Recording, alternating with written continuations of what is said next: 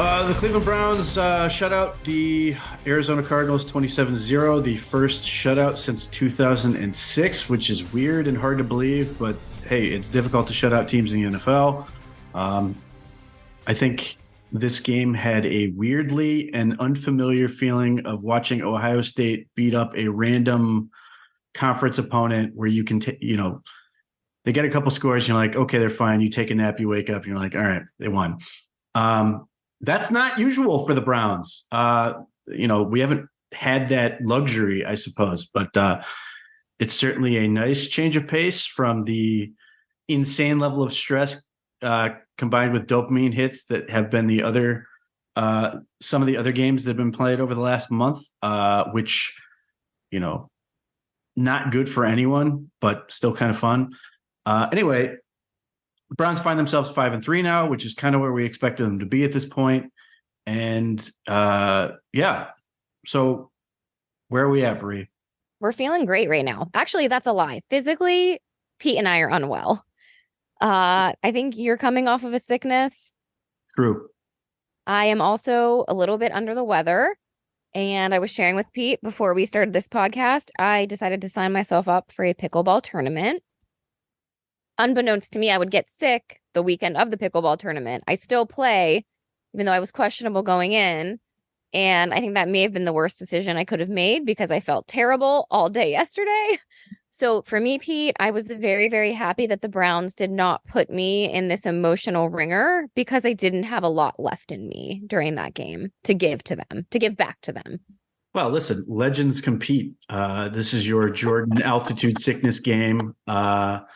That was this set of pickleball tournaments. You dominated, even though sources close to me suggest that both members of the team threw the other under the bus at various points in this contest. But nevertheless, yeah. Look, I mean, this is what we want. The Browns gave us what we wanted. I think if not for injuries, everything the Browns did against the Arizona Cardinals went according to plan. Defense dominated. Offense looked promising. Deshaun Watson not only didn't have an issue physically, but made some plays where you go, okay, finally, those are plays I want to see a franchise quarterback make. All those things happen. So you're somewhat encouraged. Obviously, with the Ravens and the Steelers in back-to-back weeks, there's this sort of uneasiness with what that represents. But like just looking at the Arizona Cardinals and what the Browns had to do, this was a great outcome. Yeah. And here's the other thing.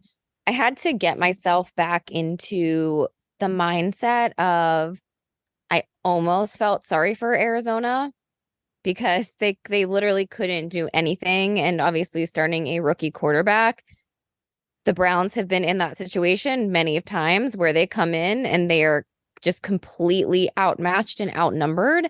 And I had to go back and say to myself, like, no, this is how it should be. This is it. This is going exactly how it should go. I don't need to apologize for the fact that Arizona is starting a rookie quarterback who literally I've never heard of in my entire life.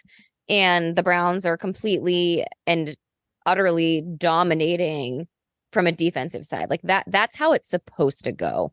It was nice to actually see that come to fruition. Clayton Tune, who out of the University of Houston, someone the Browns allegedly had interest in this past draft. But look, here's how I looked at it. I had no guilt whatsoever. Why? I had to watch PJ Walker play 3 football games. It was nice to play against a PJ Walker for a change and be able to reap the benefits. You did text me that, yeah.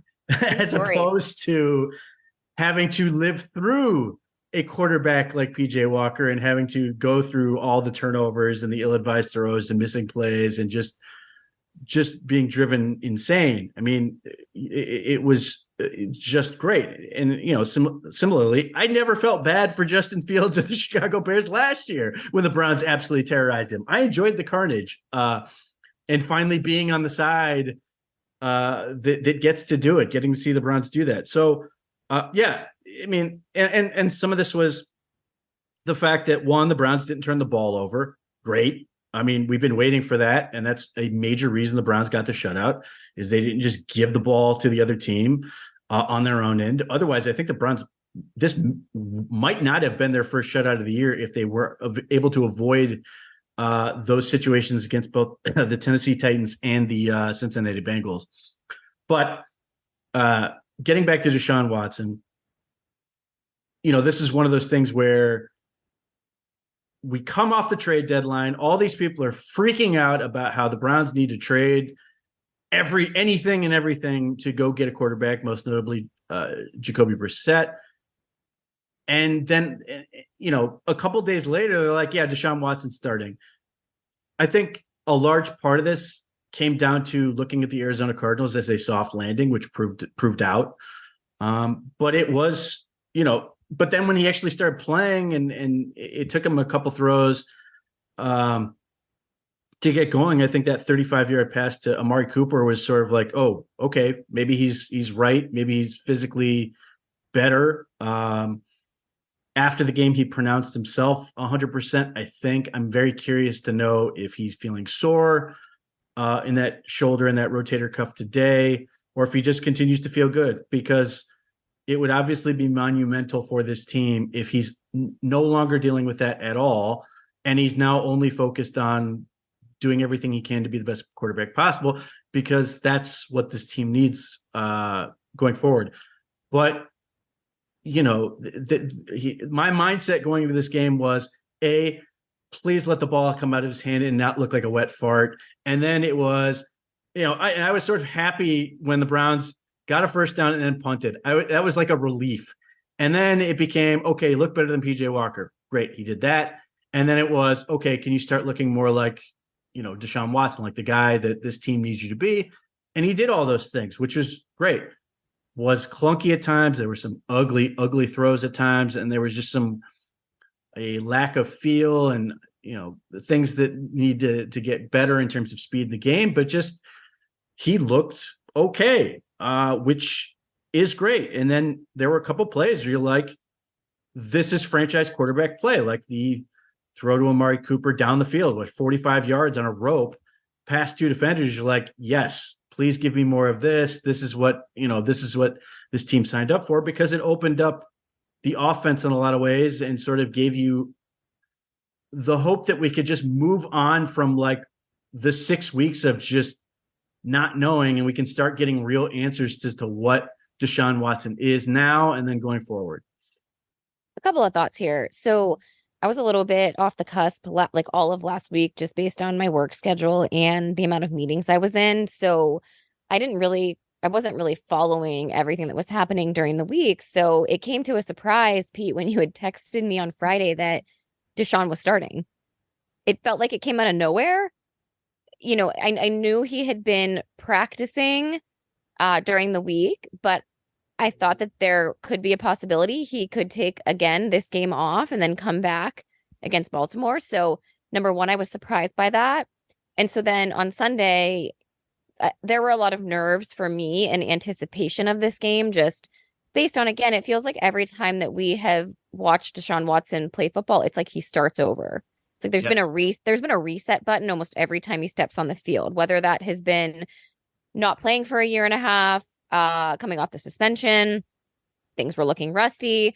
Then, he had his first couple of games here, got injured, came back against the Colts, didn't look great, came off the field. So there's just been this up and down of a reset for Deshaun every time he plays. And quite frankly, the results have been also up and down. So I wasn't quite sure what to expect, because again, this season has really just been marred by injuries, weird weather, and him not practicing. I mean, he hasn't played football in a month like that. Like, that's a long time to go without playing a full game again. So I didn't expect it to be perfect. But I also was hoping that it wasn't going to be so bad that we then had to walk away from this game, again, being concerned about his play. I thought Pete, to start the game, he seemed a little bit unsure or uncertain. His feet he has happy feet. He's constantly moving his feet. I feel like he's escaping the pocket quite early. And I don't know if part of that is also like, is there that mental side of it where he is concerned about getting hit again? Obviously, like with his shoulder still not being 100%. I think about that, like playing a role and a factor in not being 100% comfortable in the pocket. But I will tell you, those two throws to Amari Cooper, I'm so happy that one of them happened at the end of the game, because I will say, and I think I tweeted about this, the Browns fans will be living off of that one throw and that one catch, that long connection this entire week to talk themselves into everything's going to be okay. That needed to happen in the worst way possible. So I agree with a lot of what you said. I agree. He looked unsure. I'd love to ask him and get an honest answer of, did he really think he was back until he made that 35-yard throw to that first throw to Amari Cooper, or did he need to sort of see it happen before he's like, okay, I'm good? Because he didn't look great on some of the underneath stuff, and now that's a question. Is that an issue? But I think he got more comfortable. And you're right about his feet. Now, some of that is just who he is, but I also think that's also a feel / speed of the game / just getting comfortable element of it, that he was leaving pockets that were clean, that were protected, that he didn't need to leave. I think some of that is because Deshaun Watson, first and foremost, trusts himself over everybody else. So if he rolls out, even if he's not necessarily protected, if he can see it, then he thinks he can beat it, as opposed to sort of the unknown of guys coming from, the backside or whatever that he can't see. And then the other aspect is, like, the last time, the Colts game, I don't really count, but the last time he played the Tennessee Titans, like, the Browns weren't good in a lot of these things. Their protection wasn't as good. Their run blocking wasn't as good. So there was a little more reason to feel unsure of what's going on. So I do think that will get better. I think his eyes will be quicker to come off some of his reads. I think when he was able to just get to his drop, stick his foot in the ground, he got very comfortable and was able to just rip it and made a lot of good throws. I think he was able to maneuver the pocket effectively on some situations where he stepped up and did some nice things there. But a lot of the stuff I see is just reps and speed and just getting to play. And that's why I was happy that he got to play as many reps as he did. And even though the Browns ran a lot, I like the fact that the Browns gave him a lot of passes on third downs, that he got those reps, because those are different. Those are a little bit in terms of what defenses are going to throw at you and those type of things. So getting those type of reps were valuable. But one of the things that I was really happy to see was that there were situations where he started to take off and then immediately just dumped it off to his buddy Jerome Ford there and let him run with the ball. I'm so happy you brought that up, because I was elated to see that. Elated. I know there were people annoyed by that. Like, I was like, no, let the running back get hit. I'm fine with that. Like, that's what he should do. Yes, that's his job. Yeah, and look, Jerome Ford's pretty good. Like, I really like him in that role. It's important to remember that Jerome Ford is the only running back the Browns have drafted that was done after Deshaun Watson was brought in. So that he was brought in with a sense of his skill set fits around Deshaun Watson. I think you saw some of that. And it doesn't have to be huge yardage every time, but there's going to be a situation where it is. And it just adds to the things Jerome Ford can do. And I'd like to see Pierre Strong get some looks doing that as well. He didn't play a ton in this game. I'm not entirely sure why. He did play more special teams, which may have been a factor. I also am kind of curious if the Browns are saving him in some ways and saving some of what they were doing, because they did a lot of vanilla offensive things, particularly in the running game in this one, as it potentially saving some stuff that they want to utilize over the next couple of weeks. Maybe that's giving the Browns too much credit, but it certainly felt that way given just how simplistic some of the stuff they were doing was. The other thing that made me very happy was that, as sort of clunky as some of the things went, Deshaun Watson was 9 of 11 for like 168 yards or something and 2 touchdowns, throwing to Amari Cooper and David Njoku. Like, that makes me happy because those are your two best receivers. Those are your two best playmakers. And so much of the season, it has been a situation where it's either Amari Cooper is having a great game or David Njoku is having a great game. And Njoku didn't have a ton of yards in this one, but he was like potentially creating a missed tackle on a couple plays from having some big yardage. But just getting them the ball is what you want to see. And certainly it's a question of what it's going to look like when teams are able to take those guys away. But the more he can continue building that rhythm with those guys, the better this offense will be. And it should open up things for the ancillary weapons that they now have. You want to see Elijah Moore get more opportunities. You want to see Jerome Ford get the ball like he is. And they've got players like Marquise Goodwin, though he's in the concussion protocol, Cedric Tillman, the rookie, David Bell, who missed this game with injury, Jordan Akins, Harrison Bryant, like in part because Deshaun Watson does like to throw the ball downfield. It's going to create openings for the running game potentially, and then create openings for just easy dump off passes to gain yardage, or the times where Deshaun does run, there's more space for him. And, he still take hits. He can't help himself in some respects. It will always drive me nuts when he will because he's so strong, he will fight to the death. And there was one play that stands out to me where he was sort of propped up and I was just waiting for the death blow and just screaming, just wanting him to get down and just accept that it was over, and he just wouldn't do it. But that's who he is. And there are times where that's great and you love it and he's made it work. Finding the best balance of those things is certainly ideal. So I was happy with that. I was happy with seeing the ball go to the people you want to see. And obviously Amari Cooper had another great game, and he's already, I think 300 yards away from 1,000 for the season, which is sort of crept up on us. And you sort of, forgot about it just because the Browns have had to play so many of backup quarterbacks, and the offense has just sort of been limited in their options, but yet Amari Cooper is the mainstay in terms of he just finds a way to make plays for this offense. Yeah, I agree. Amari Cooper is amazing, and I love seeing him kind of continue to be that guy in this offense. Again, he's consistent. He can be counted on. You brought him up, but I am really bummed to see, I guess, the lack of Elijah Moore in this offense and in the passing game specifically. I hope that is something that we do start to see opening up. I mean, I can't imagine that Amari Cooper is going to continue having these games. I mean, he is getting double teamed and he's still making plays. So I know teams are doing whatever they can to stop him. And you have David Njoku as a prime weapon who, again, I don't even believe is being unlocked or tapped into in as big of a way as he should be. But I still am holding out hope for Elijah Moore as being an integral part of this offense and a wide receiver. And I hope that is figured out. I mean, there are times where he's just open across the board. And I just feel like his time hasn't come yet.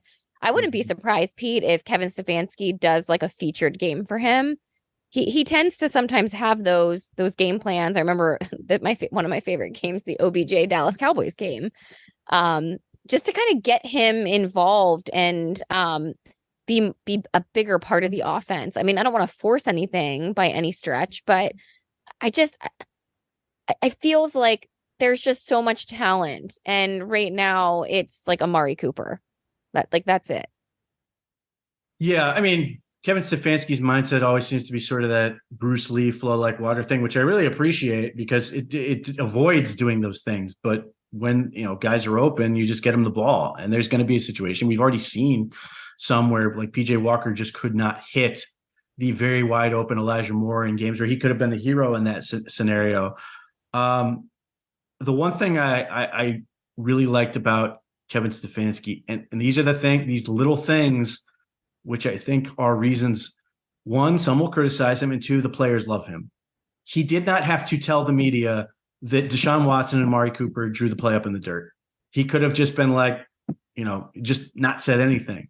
But the fact that he did, the fact that they are so open with the fact that it is a collaborative process, that if guys have a good idea, that they're going to use it, and that they scored. And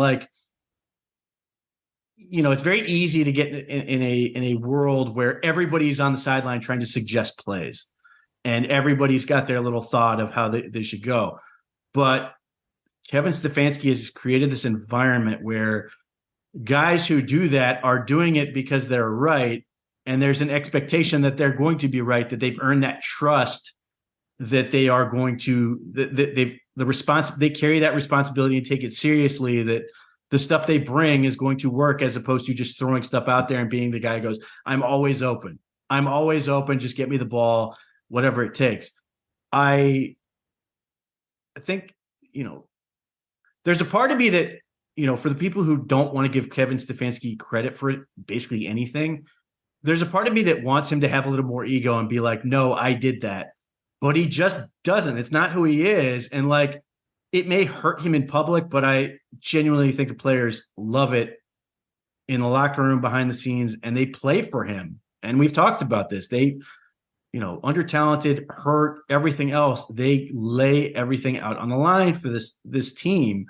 And part of that is Kevin Stefanski. So I really like that little note that they put it out there, that he's a good servant leader. And we've talked about this last year quite a bit. And he wants to highlight everybody else. He wants, when things go wrong, he's like, it's on me, or a team-wide thing. But when things work, it's great job, Amari Cooper and Deshaun Watson, for coming up with the play, or highlighting whoever it was. It was all about Corey Bojorquez and his massive punting this past game, or some of the other guys. Like, he doesn't want to take credit. He wants to throw it out there to his guys. And I think it really does resonate. Yeah, I would agree with that. I would especially say too, you have players that when they know they have a coach that is willing to listen to their input and listen to their ideas, to me, that is actually like very motivating, because sure. You're not just executing. A big part of their jobs as players is to execute, and they know that. But again, when you're not just an executor and you are involved in the process and you are helping bring new ideas to the table and then going out and executing those, and especially when they work, like, to me, that says a lot. And I know we've talked about this before. People see him as very quiet, very calm, very even keeled. And because he isn't loud and in your face and highly emotional, they view it as that he's just not a great leader. But I do think that those things, the collaboration piece, is a huge part of defining Kevin Stefanski as a leader. And I bet if you were to pull professional football players, if they had a coach that is going to take their input and help with game plans and listen to their ideas, especially in game, I bet most of them would want that. They'd want a coach that has those sorts of abilities. And to me, like, that is who I would want to play for. I mean, you can think about this just in your day-to-day life. If you are going to work for someone, you would probably rather work for someone who is open and willing to listen versus someone who doesn't care what you have to say and they just want you to do whatever they want, right? Like, that to me, like, becomes very, very tiresome to show up and just execute. Yeah, the opposite end of the spectrum is Josh McDaniels, which is going great. The Raiders are very happy with what he's bringing to the table. And you saw how happy they were to be rid of him, which, again, yeah, talk about reading into it. Yes. Well, I mean, yeah, the thing is, like, we talk about this, like, these are in a lot of cases, very highly paid players, and a lot of them have more staying power than coaches. You see this more in the NBA and MLB than in the NFL, but nevertheless, it's true. In as much as you are the head coach, you are working with these players. You are getting them to buy into you, not just commanding them and they just do it. And maybe they do that for a little while, but it doesn't last, especially if you're not having success. And the Raiders under Josh McDaniels are a perfect encapsulation of what that looks like. And now he's gone, and he's one of the worst head coaches in NFL history. Shout out 92.3, who desperately wanted the Browns to hire him for this team in what was a shakedown attempt. It was a straight up shakedown when he came and said, I want a 6-year deal and I want to fire everybody here and replace them with my guys. And the Raiders fell for it. And now Josh McDaniels is one of the biggest failures in NFL history and will never have to work again in his life if he doesn't want to. So credit to him, I suppose, on that front. There are two things to touch on left of the offense. One, Donovan Peoples-Jones. Browns trade him. It was sort of an unceremonious dumping of him. It's not his fault. just the way it worked. When you had no quarterback for basically 7 weeks, DPJ would get open and not get the ball much. And the part that is his fault, he was struggling on punt returns when he was so good at it last year. He gets dumped for an unceremonious 6th-round pick in 2025. My theory is the Lions were desperate to give up anything that was not this year because I think this year's picks are super valuable. It doesn't feel very good to see DPJ go for that little. I think DPJ, having watched him sort of grow up in Cleveland as a 21-year-old rookie, he has outplayed expectations every year he was here, save for this year. Again, not his fault. And, if you just want to look at one team for Donovan Peoples-Jones, it's the Cincinnati Bengals. He killed the Bengals over and over and over again. Almost all of the biggest plays of his career came against the Bengals. So it's sad to see him go. I totally understand why they did it. Expiring contract. He was going to test free agency, as he should. And they got something for him. It's just sort of sad the way he left. And he is all class. Was, grateful to Cleveland. Certainly a big fan here.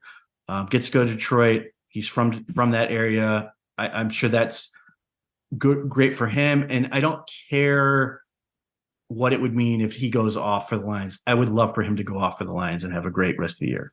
Wait, I love this. Not that I loved DPJ being traded, because I loved what DPJ did while he was a Cleveland Brown player, but I love the fact that he's going to Detroit because the Lions right now are a fun team. He gets to go back to, his hometown, his college area, and I love that for him.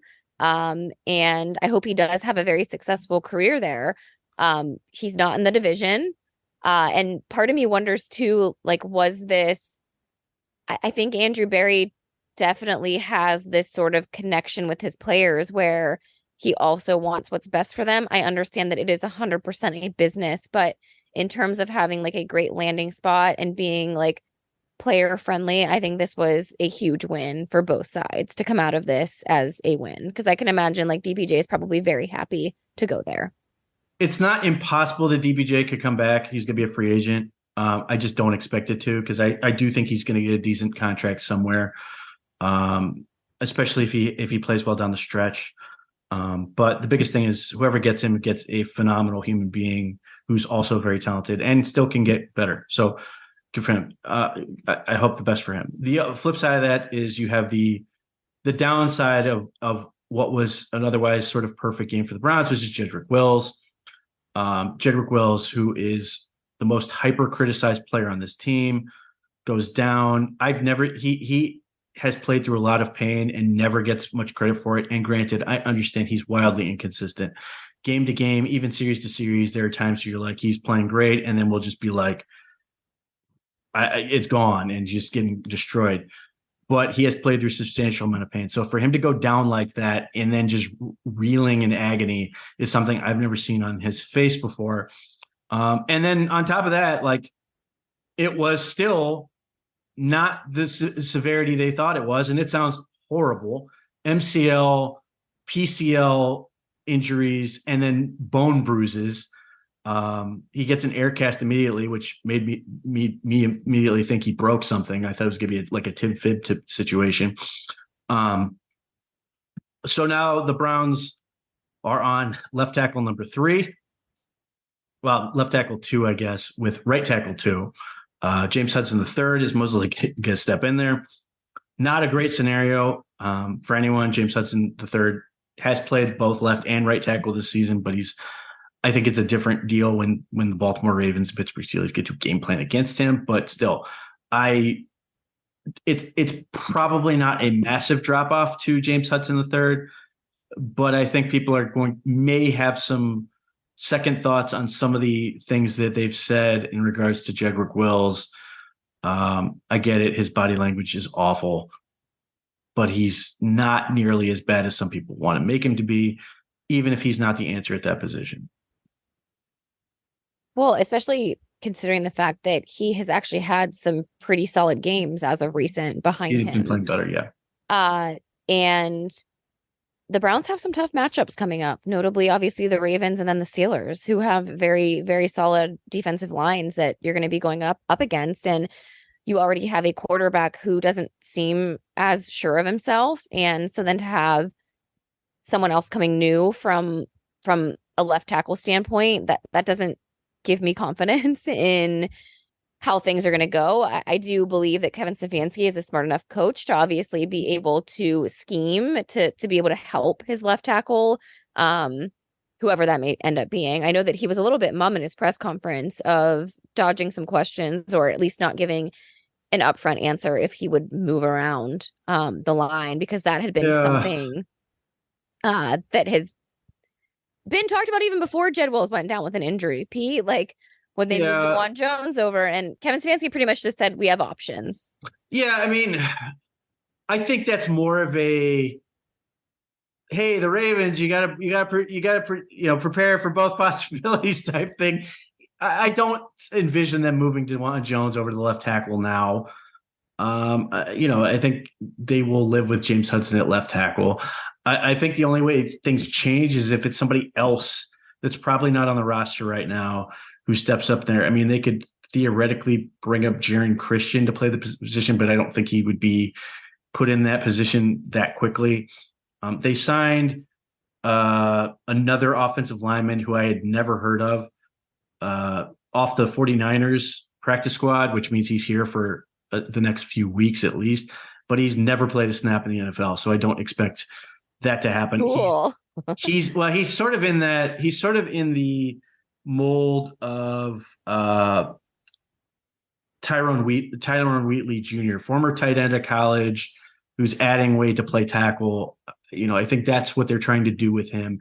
I don't think the intention was ever to bring him in for the sake of playing, which obviously is not a great situation when you potentially now need somebody to come in and play. So that's why I think James Hudson III will have to step in. Now, I think Jaron Christian will be activated for the sake of, hey, if one of these guys goes down, you have to have somebody play it. But yeah, it's an awful situation for them. It's a tough stretch, approximately 6 weeks in the recovery. I can't not believe he's not out for the season. But when you have the Ravens and the Steelers in back-to-back weeks, and the Steelers in particular dominated the left side in the first matchup with Alex Highsmith, terrifying situation in terms of how you game plan and match up, but we'll see how they go defensively. Obviously they dominated the game, 58 total yards. They gave up, I think 31.2 inches per rush is what I figured it out to be. All their rushing yards really came off late tune scrambling. Excuse me, say that again. Yeah, so they got they're just on handoffs to running backs, like designed runs. They got 13 yards on 15 carries, which I think I figured this out when I wrote it. I believe comes out to 31.2 inches per carry. Basically, the Cardinals would have been better off handing it to the tallest guy on their team and having him just simply reach his arm out from the line of scrimmage and be like, we go this far. They would have been better off doing that than actually running the play. The NFL should just start doing their stats in inches, honestly, because that's more fun to think about it in inches. Well, so you have that. And Jim Schwartz made a big point of talking about how run defense, they need to get back to it because when they play run defense well, they dominate games. Lo and behold, they dominate. I think it was safe to say they were in a position to dominate regardless, but they were able to really prepare for the run since they weren't really afraid of a rookie quarterback. Take that away, which allowed them to do everything else. Clayton Tune threw 20 passes. The Browns got their hands on 10 of them, including 8 pass deflections and 2 interceptions. They sacked him 7 times. They threw the ball for, I think, an adjusted 17 yards when you take away the 41 yards from sacks. I really liked the team defense in this game. Dalvin Tomlinson got 2.5 sacks, just doing his job, playing his lane. And then when the quarterback tried to step in the pocket, he pounced like it was a bear attack. It wasn't anything that was like special, but that's the reward for doing your job, is you occasionally have a game like this where you just get to crush people. I think Myles Garrett caused at least 2 of them just by flying up the field and getting around it. And this is the thing the Browns have been missing for years, is having that presence. Shelby Harris gets a forced sack fumble. Myles Garrett gets to recover it, as opposed to the opposite, where Myles Garrett forces the fumble and is desperate for somebody else to get it. It was nice to see that change of pace. Grant Delpit got half a sack. He had a really strong game. It was pretty much the best you could hope for. The Browns just did not miss outside of like the first three plays of the game, where the Cardinals, I think, got one of their few first downs. They had 7 of those in the game. A couple of those came off penalties. Just there was nothing left when the Cardinals were done. I think it's safe to say that Kyler Murray was not activated for this game for this exact reason, that they went ahead and threw Clayton Tune out there since they traded Josh Dobbs, who himself had just another ridiculous game. The Josh Dobbs story of 2023 is just fun. First of all, I know we're talking about the Browns defense, but when you said Josh Dobbs, I saw this TikTok of him today when he went in for the final 2 minutes of the game and they put this like sad or this like emotional music behind it. And I was like, why am I sitting here tearing up over this? Like, why is this making me so emotional? So we have to talk about that. But yeah, the Browns defense was fun to watch. As you mentioned, just a complete team performance overall. I mean, they were obviously having fun. They were dominating. Like they were pretty much celebrating after every play because they were doing something after every play. And it was nice too, Pete, to see them open up the game. They obviously, the Cardinals, I think, got a first down, and then the Browns were able to get a stop. And then I don't think that the Cardinals got to the 50-yard line. Did they get to the 50-yard line in the fourth quarter? Did that just not happen again? I can't remember. I think they may have gotten to the 50 once, but okay. If so, just barely. Still a remarkable feat either way, because this Browns team, the last few games, they have really let each team that they've played against just march down the field and score.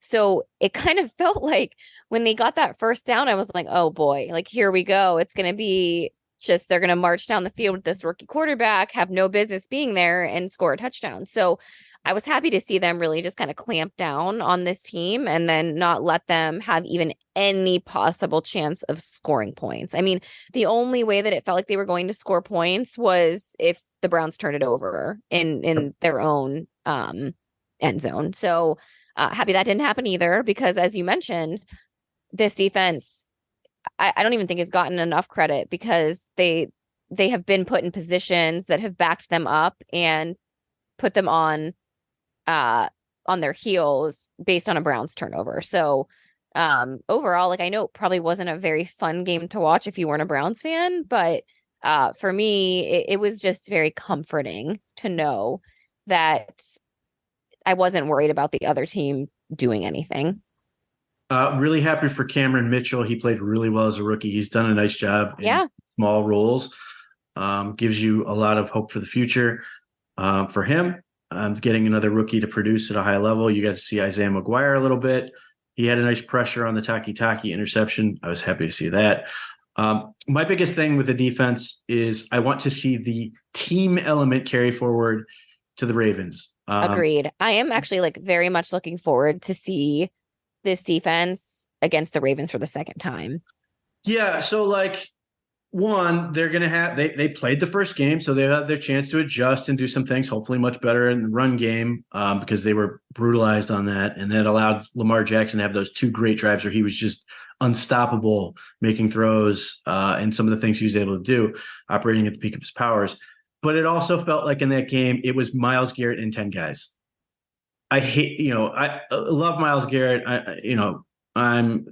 I am welcoming his new reign over as Cavs owner. I assume whatever small, tiny fragment of the organization he owns is the majority. And now he's just running the show.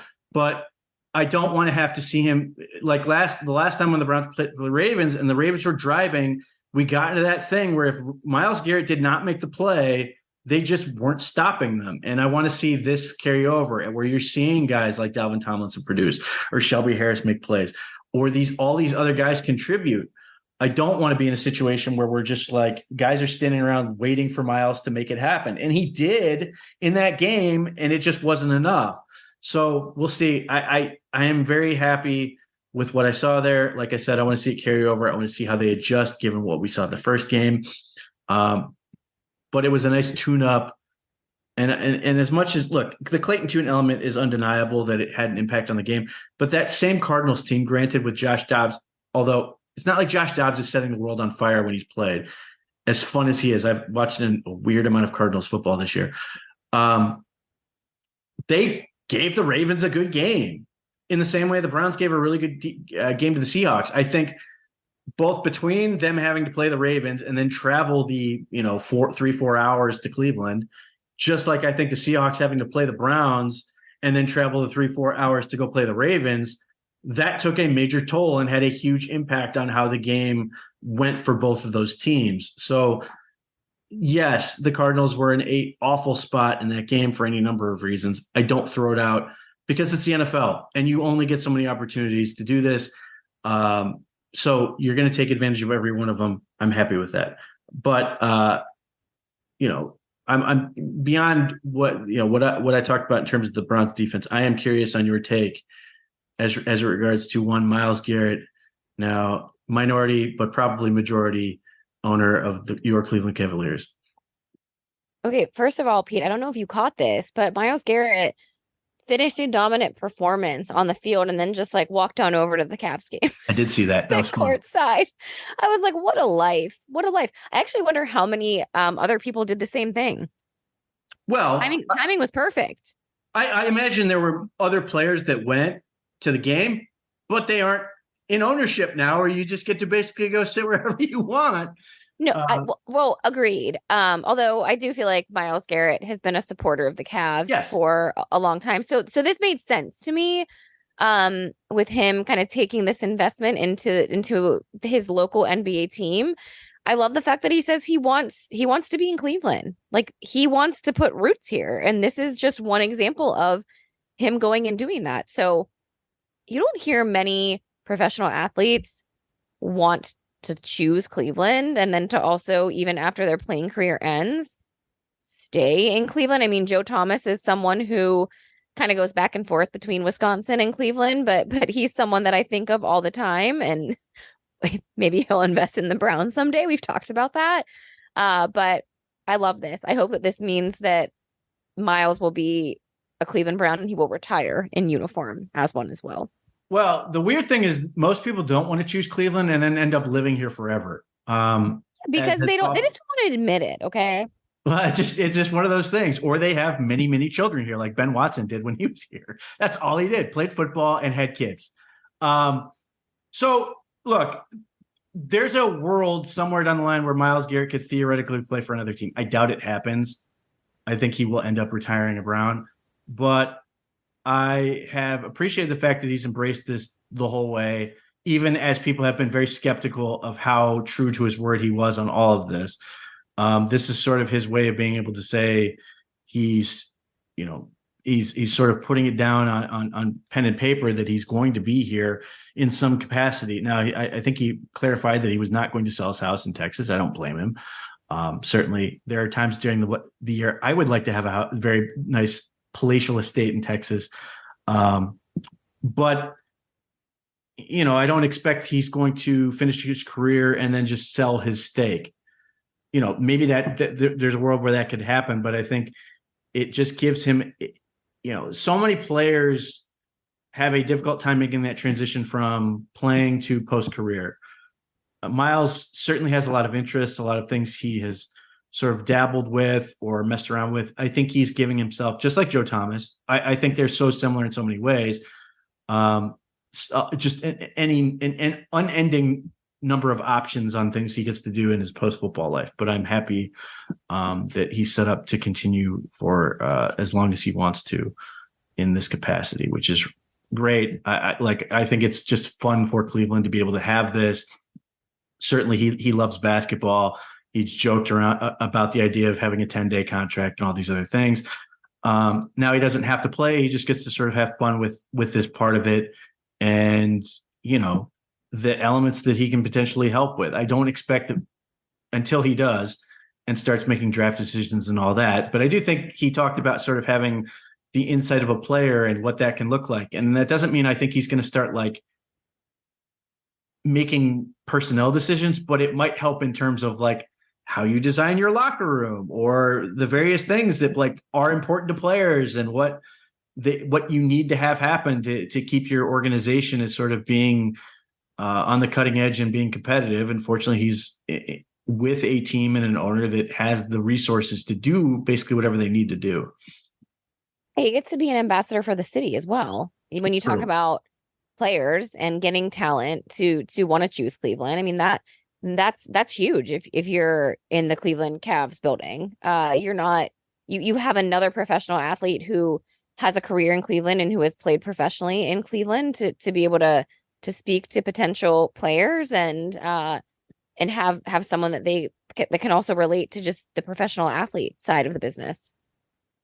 Yeah, and it just so much of that is just fun things that can be had with this, and like no one's in a hurry to see the Cavs season end, but certainly it's fun when he goes from a great win at home to being able to go to the game. But it will also be fun, certainly, in the off season when you sort of get to just that can be one. The Cavs aren't stupid. It's a selling point to be able to say, hey, I'm going to go to the game and there's Myles Garrett and I could potentially meet him or just see him there and all these other things. But I do think it's great for the city and everything else with that. Look, the Browns find themselves at 5-3. This is exactly where we sort of expected them to be. The problem they now face is that the Baltimore Ravens are 7-2. If the Browns lose this game, the division is probably gone. The Ravens will have won both games. They would at that point have a 3-game lead plus the tiebreaker. So it's really a 4-game lead. The Browns at that point are entirely focused on the wild card. So in that sense, it is a monstrously large game for them to play well. And given their track record, it would not surprise me in the least if this game comes down to the final possession of the game. It's just how they've been playing, and they've been doing it against talented teams. It's very easy to be down on this because of what you have. Remember, you have the memory of watching them get blown out the first time around, though obviously they're not going to have Dorian Thompson-Robins out there, and just a woefully, unprepared offense for the situation. You'd like to think that with the time to prepare and what this means for the Browns, that they're going to be highly motivated in a way that the Ravens may not be. The Browns have a little bit more desperation, a little bit more hunger.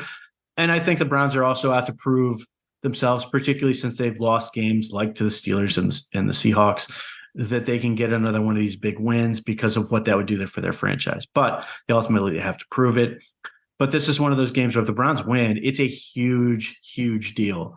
Even if they don't end up winning the division, it would then put them back just one game. But it would be one of those wins where we talked about statement wins this year with the 49ers and some of the things they've done and winning in these awful circumstances. This would be a monster win for the Browns. There's no getting around that. It's a huge opportunity. It's not the end of the world if they lose, but there's just so much there for them to get if they can be successful. Yeah, I agree. I'm looking forward to see how they show up to this game. Obviously, they're going to be on the road, which it's not an easy place to play, but like the Steelers beat the Ravens, Pete. So there's no reason why the Browns shouldn't have a chance at this game. And I'm hoping that the players are looking to this game as a huge challenge and a huge test to where they are as a team and where they think this season is headed. But again, I just hope that they stack some wins together here. I think if you go to Baltimore and beat them on the road, I have high hopes for the rest of the year. Well, if they bring the same mentality that you and your dad did to pickleball this weekend, they'll be in great shape. So we'll see how it goes. Either way, do us a favor, like the podcast, subscribe, leave comment, whatever, tell a friend. All those things are helpful. And I keep forgetting to mention this because I've been so busy. I did take a job at the OBR for those who aren't aware. So you can find my content over there. Oh, that was my cheer. That barely came out. At some point, Bree and I will probably migrate the podcast over there in some form or fashion. Again, we've both been super busy, so it's been like it's challenging to do that. And then the potential of trying to now hit a scheduled time could be awkward and challenging. But nevertheless, it's certainly a way to expand the audience, which we certainly want to do. So we'll see what happens with that. We will keep you apprised of that, but certainly something that is an exciting opportunity for us. And certainly, as people no doubt know who listen to this podcast, it's it's very easy for me to get out there. I'm always happy to get Bree more out, more viewers, more people seeing what she brings to the table, reminding people why, except for Brown's Wino, who just is obsessed, some Twitter account, that why I enjoy this. People hate me. Let's be real. It's fine. Yeah. That's the general vibe. People hate Bree. Sure. Anyway, remind people why I love doing the podcast as is. I'm not interested in changing it. I just want to, we're always trying to get better, but it's not a matter of, hey, let's change stuff. It is what it is. We like doing it, and we just want to build upon the audience who enjoys what we do, and see where it goes from there. So we'll be back next week, hopefully both feeling better. A Browns win would certainly be helpful in our convalescence. And we'll see where we end up. So we'll be back.